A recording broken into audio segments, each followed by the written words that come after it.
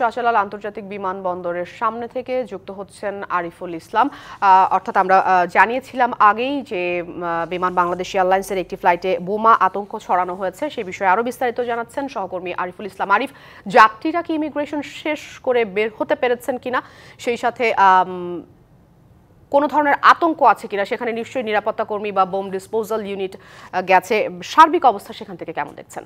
আফরিন, এখন যে বর্তমান অবস্থাটাই আছে হযরত শাহজালাল আন্তর্জাতিক বিমানবন্দর, সেখানে কিন্তু আমরা দেখতে পেরেছি যে নিরাপত্তা ব্যবস্থা জোরদার করেছে ইতিমধ্যেই।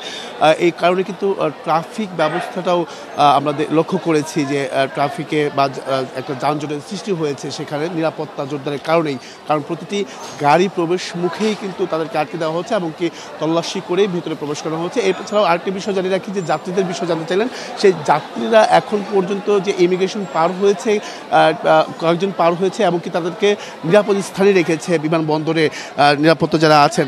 তো সেই বিষয়টা আমরা নিশ্চিত করতে পেরেছি এবং কি আমরা একটি বিষয় জানিয়ে রাখছি আফরিন, যে এখন পর্যন্ত বিমানবন্দর থেকে এই টার্মিনাল 2 বা টার্মিনাল 1 এই দুটো জায়গা থেকে কিন্তু এখন পর্যন্ত রোম থেকে আসা যে বাংলাদেশি যাত্রী 250 জন, সেই যাত্রীরা কেউ বের হয়নি। শিয়া বাটার ও ভিটামিন ই সমৃদ্ধ lily glam beauty soap. Lily, always beautiful. আমরা এতটুকু নিশ্চিত করতে পেরেছি।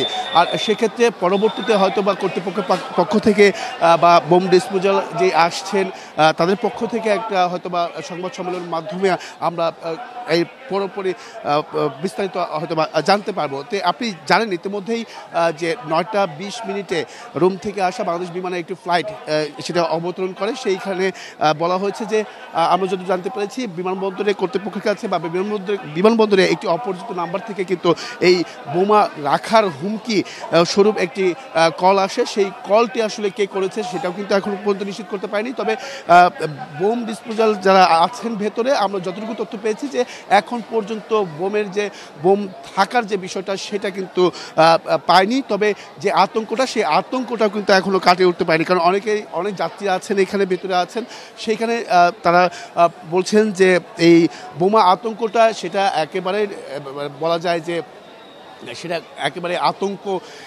আতঙ্কই কাজ করছে প্রত্যেকের মাঝে। তো এখন আসলে দেখার বিষয় পরবর্তীতে কি তথ্য পাওয়া যায়। নতুন কোনো তথ্য পেলে অবশ্যই জানানোর চেষ্টা করবো আফরিন। এই ছিল এখান থেকে সবশেষ।